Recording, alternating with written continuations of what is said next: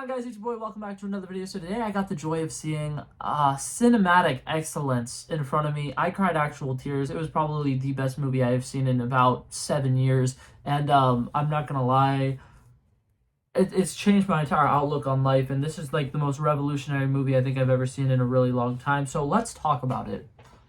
Modern movie review. Alrighty, so obviously the movie I'm talking about is Barbie. What? Is what I just said absolutely overkill? Yes, it is. Was it still a good movie though? Absolutely. I enjoyed it. I thought it was pretty good. So do want to go ahead and give a quick disclaimer before I get too far into this video. This is one of the first times in a long time that I've watched a movie with my entire extended family. So, my viewing experience is going to be a little bit different, and I watched this movie, and I have a positive outlook every time I go to the movie theater, but I was watching this with my father, who thought it was the dumbest movie he's ever seen, and two of my sisters who thought it was the dumbest movie they've ever seen. So, I'm trying to keep a positive outlook on this, and if I say anything and you're like, wow, I thought that was good, but I think it's terrible, it's because I was with people who thought the entire movie was terrible. So, that being said, I want to go ahead and dive right into this. Spoiler alert, obviously, if you guys haven't seen the Barbie movie, you guys should definitely go. I can't promote it. Never mind. There's a SAG-AFTRA strike, so I can't promote it. I did not promote it. We stand with the actors and the writers who are currently on strike. I am not promoting something that's currently in theaters. You did not hear that. Anyways, but yeah, so that being said, diving right into this, I thought that this movie was great. The way that it started was very, very interesting. It had Helen Mirren narrating, which her voice is just amazing. I love her voice. The second she started the narration, I was like, oh my god, I know that person. She's great. She's fantastic. But it starts off with a narration from her. They do basically the frame by frame prologue to 2001's A Space Odyssey. It is beautifully well done. Literally, the attention to detail is stunning. Margot Robbie, when she first appears, is wearing literally the first ever outfit that a Barbie doll ever wore, and it was great. Like, it was fantastic. It starts off good, and then we get this kind of little montage that kind of seems like a commercial for Barbie, but at the end of the day, this entire movie is a commercial for Barbie. But it shows different people in different attire, wearing different outfits, being different jobs or whatever, spinning around in a circle, and it's like a cool little pan out shot where we can see all the different Barbies and the different occupations that different Barbies can have, and seeing basically the line of opportunities of just because you're one person doesn't mean you can't do everything. And I thought that was pretty cool. That was a great way to start the movie. And then bam, we're in Barbie land, and right off the bat, the ridiculousness starts. This movie is one of those movies where it's like, yes, it's dumb, but it's supposed to be, and it is hilarious. So, we start off, there's a Lizzo song playing, and it's basically narrating her entire day. She wakes up, she waves to her fellow Barbies, she takes a nice cold shower. There's no water in the shower, but it is funny as hell. I love it. It shows her making her perfect breakfast, and what's it called? Starting her day absolutely perfectly. She quickly gets dressed just by staring at her closet, and then bam, she's dressed. And they basically start acting kind of like how in the Lego movie, when they're in the Lego world, they're living their regular lives, not realizing that they're just a part of a playset. That's basically what's happening here. And I think the way that they start this movie is a whole lot of fun. I like just hearing, hi Barbie, hi Barbie, hi Barbie, hi Barbie. And the same thing happens when they say hi to Ken. It's just, hi Ken, hi Ken, hi Ken, hi Ken, hi Ken. Personally, I thought that this movie started a little slower than I was expecting it to, but it wasn't bad. We spent about 30 minutes in Barbie Land. Not a whole lot of fun, not really anything too interesting. We kind of get introduced to, there's all these different female Barbies, and there's all these different Barbies who have different jobs. Our Margot Robbie Barbie is just the generic Barbie. She doesn't necessarily have a job or do anything special. She's just Barbie. That's all she is. We get introduced to the Kens. We kind of see the relationship. Ryan Gosling is somebody who's obsessed with Margot Robbie's Barbie, and Simu Liu is kind of his rival Ken. And then we have Kingsley Ben-Adir, who is just kind of Ryan Gosling, Ken's best friend. They have the iconic scene where they talk about beaching each other off, which I've seen the commercial for. I feel like in the movie it's a solid 25 seconds longer, and it was great. I love it. He's just like, I'll beat you off right now. I don't care. We can beach off each other. I can beat you off. And it's just, It was great, and I loved it. That style of humor was fantastic. And that's another one of those things where it's like I said, I was watching this with my family. They all thought it was really dumb and inappropriate, and that was exactly what I was expecting from the Barbie movie. It was bad jokes like that, and I loved it. It was fantastic. So later on, the story continues going, and then our Barbie that we're following, Margot Robbie's character, obviously, realizes she has flat feet, and she starts getting thoughts of death, and it's really interesting. I don't know. I'm pretty sure in the trailer they have the exact moment where she's like, "Does anyone else think about dying?" And then literally all the music stops, and it's like really uncomfortable. The way that this played out was great because it's literally just like, everything is perfect, everything is happy, we have the best lives ever, everything is great, nothing is ever going to change. And they're doing their little musical number that they do, which I loved all the musical numbers in this. The choreography was fantastic, all of the dancing was great, all of the wardrobes were fantastic. I think the set design was fantastic. The entire look of this movie was brilliant. Like, it's undeniable how well made this movie is. Like, a lot of people watching it who think it's really dumb need to realize maybe some of the premises here and there are dumb, but like the fact that they made a full-length movie about a Barbie doll who starts having an existential crisis, it works really well. It's a great movie. It's a whole lot of fun. But anyway, so she starts having thoughts of death. Her feet are flat. Then she kind of goes through the day again, and Lizzo is once again doing the montage, but now Lizzo's saying things that are a little different because now our Barbie wakes up, her hot water is out, so when she goes to take her shower, it's freezing. Her milk is expired, she burnt her breakfast, and she's thinking of death, and she has a lot of issues with that. And what I like about that is they go from that, and then Barbie's at the beach having conversations with her friends, showing them that she now has flat feet, and they tell her that they need to go see Weird Barbie to get instructions, and Weird Barbie is played by... Crap, I'm gonna put her name on the screen. It's like, is it Kate McKinnon or something like that? It's something like that. But it's played by one of the funniest SNL people ever, and she's great. They kind of give us a little backstory of Weird Barbie and how she was just played with a little too hard. They drew marker on her. They give her a weird haircut. She's stuck in a split. All fun things, all things that are very accurate to a kid playing with toys. And I kind of like how this movie kind of is like a little bit of Toy Story, a little bit of Lego Movie, but they put their own twist on it because they don't directly interact with their human, but people like Weird Barbie are aware of the fact that somewhere out there is a kid who is playing with them, which I think is very interesting. But yeah, so now we kind of have something else that mirrors a great movie, which I think that's something that I love about this movie, is it has so many different things that mirror great movies, and it itself, the way that it mirrors it, makes it great. The fact that it has so many cool, like, plot details, like, I don't know, I think that this movie is just incredibly well made, and I love it. But they now have the red pill versus blue pill scene from The Matrix, which is cool, and she decides that she wants to just forget everything ever happened and go back to her normal life. And Kate McKinnon's like, wrong answer, you have to pick this pill instead. So the illusion of free will doesn't exist, which is very accurate to life. What? Anyways, so she goes to the real world now, and this is where a lot of the fun happens. Personally, I thought that the real world section of this movie is going to be a lot longer. It was literally only about 20 minutes, give or take. But it starts off with Ken and Barbie are on the streets of LA. They get really bad looks. They get sexualized like almost instantaneously.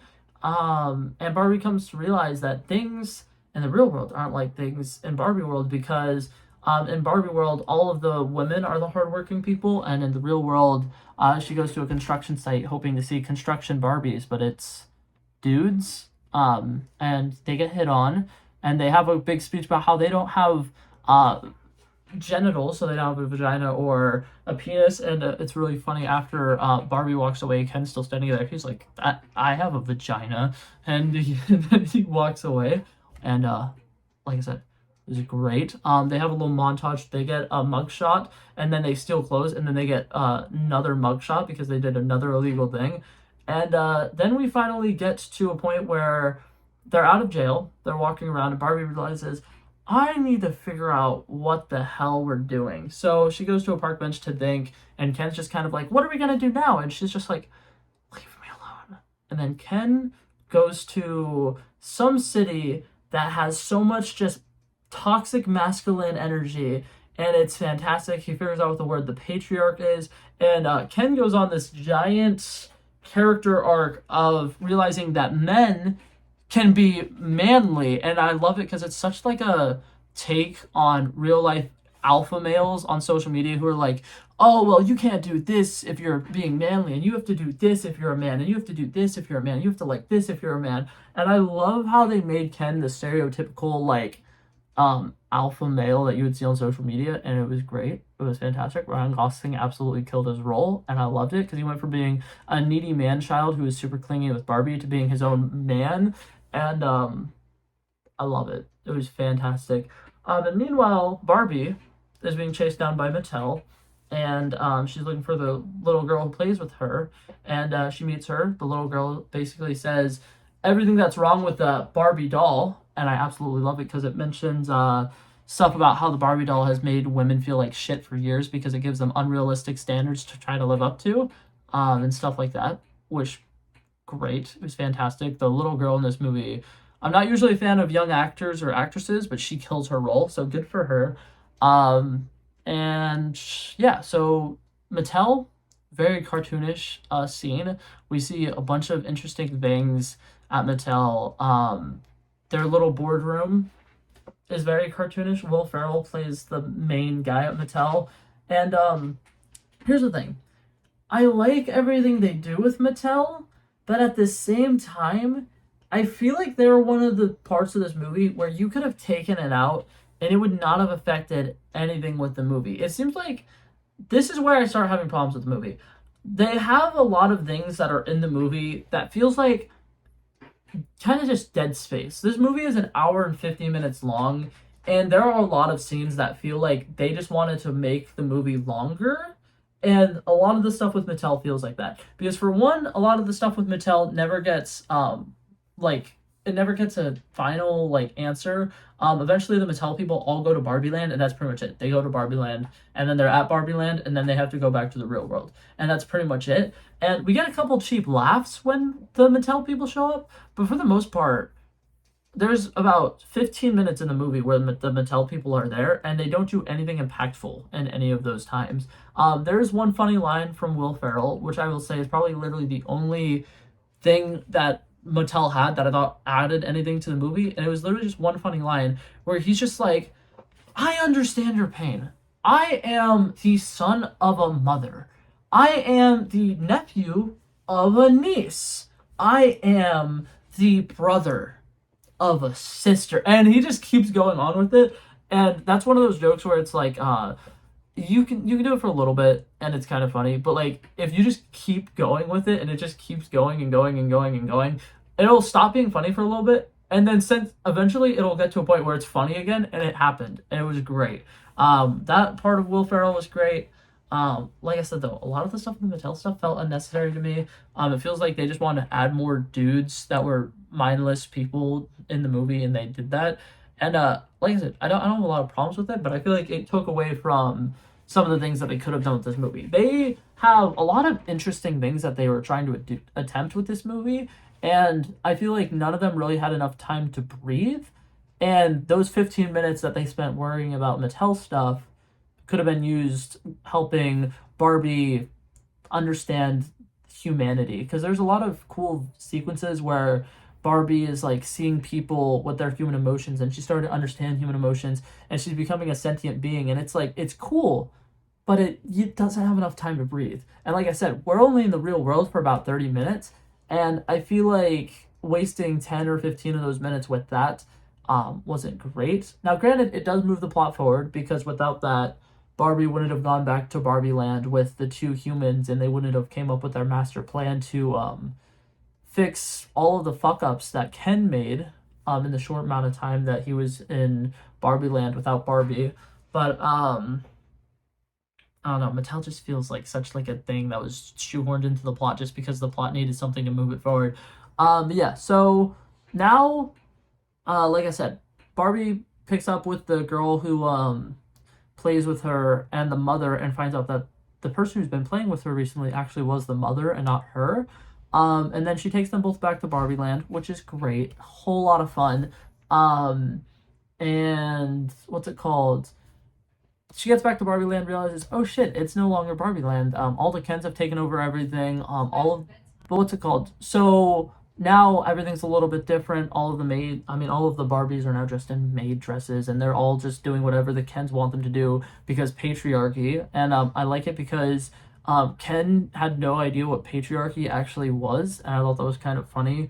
Because they make men really stupid in this movie, and I feel like that's why a lot of people who hate this movie don't like it. But it's like, it's great. It's fantastic. As a guy, I see nothing wrong with it. It is fantastic. The way that they accomplish it is great. The fact that they have all the Kens be just super boneheaded and meatheads and idiots, it's fantastic. I love it so much. But yeah, so stuff happens. What's it called? There's a speech that the human mother who's playing with Barbie gives about how difficult it is to be a woman, and that was cool. That was great. That was empowering. They figure out that all of the Barbies who are like wearing the maid dresses and serving the Kens are actually brainwashed, so they unbrainwash them, and they take back Barbie Land. And there's a cool action sequence where all the Kens go to war with each other on a beach. Turns into a dance battle once again. The choreography is fantastic. Just Ken, if you haven't heard that song, listen to that song. I don't know if that's something I can promote or not, but like, it's music. It's on Spotify. Go listen to it on Spotify. It's free if you go listen to it on Spotify. I'm not promoting a company that's striking right now, I don't think.